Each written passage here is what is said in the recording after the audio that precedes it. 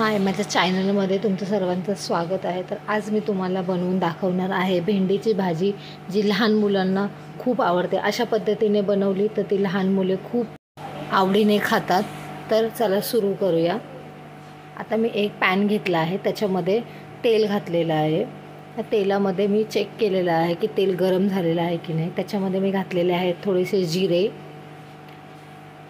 त्यानंतर याच्यामध्ये मी घालणार आहे कढीपत्ता। आता हा कढीपत्ता आणि जिरे छानपैकी आपण रोस्ट करून घेऊया, म्हणजे भाजून घेऊया। त्यानंतर याच्यामध्ये मी ॲड करणार आहे बारीक कापलेला कांदा। तोही आपण छानपैकी लाल करून घेऊया, चांगला ब्राऊन भाजून घेऊया। त्याच्यानंतर मी ह्याच्यामध्ये ॲड करणार आहे टॅमॅटो। हो, मेन इन्ग्रेडियंट ह्याचं टेस्ट करणार आहे टॅमॅटो। टॅमॅटोलाही आपण छान रोस्ट करून घेऊया, मस्त लालसर असा कलर आला पाहिजे त्याला।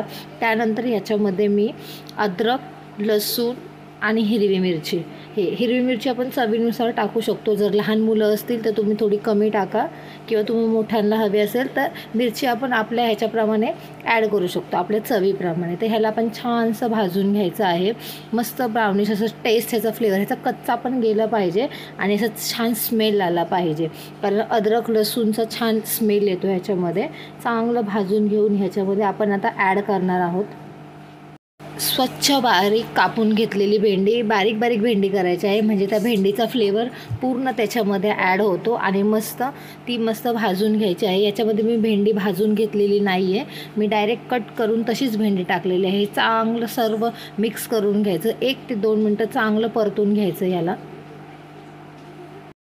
आता यामध्ये मी ॲड करत आहे हळद थोडीशी, धना पावडर, जिरे पावडर। जिरे मी आता टाकले होते, तरी पण आपण थोडीशी टेस्टसाठी जिरे पावडर घालायची आहे। ह्यात थोडासा मी माझा घरगुती मसाला टाकला आहे, जो मी बनवते। आता ह्याला छान मस्त आपण रोस्ट करून घेऊया, चांगलं परतून घ्यायचं ह्याला आपण थोडंसं। 1 ते 2 मिनटं पूर्ण मसाले एकत्र झाले पाहिजे असं ह्याच्यामध्ये आपण सर्व मिक्स करून घेऊया। व त्याच्यानंतर ह्याच्यावरती आपण प्लेट झाकून ठेवूया। प्लेट झाकल्यानंतर आपण कमीत कमी 5 मिनटं तरी ती प्लेट झाकून ठेवायची आहे। त्याच्यानंतर आपण ती प्लेट काढून परत एकदा भेंडीला चांगलं हलवून घ्यायचं आहे।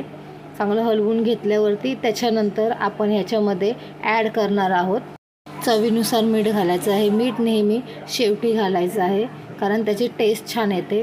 मीठ घालून झाल्यावरती आपण परत एकदा त्याला चांगलं हलवून घ्यायचं आहे, पूर्ण मसाला एकत्र करून घ्यायचा आहे। तुम्ही बघू शकता भेंडी किती सुंदर अशी तिला कलर पण आलेला आहे आणि चांगली मस्त झालेली आहे। तर नक्कीच तुमच्या मुलांसाठी ही भेंडी बनवून पहा।